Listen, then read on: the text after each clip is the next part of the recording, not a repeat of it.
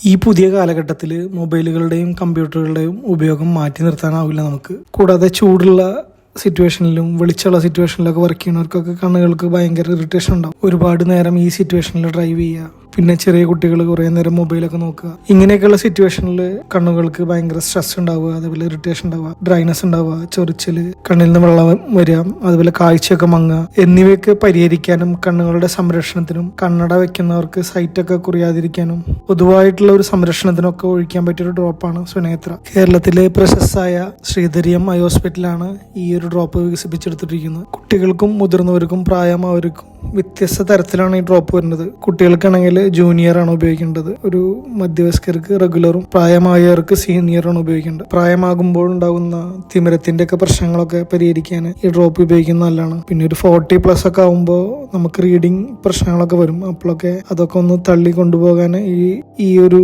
Eye drops ഉപയോഗിക്കുന്നതിലൂടെ നമുക്ക് സാധിക്കും.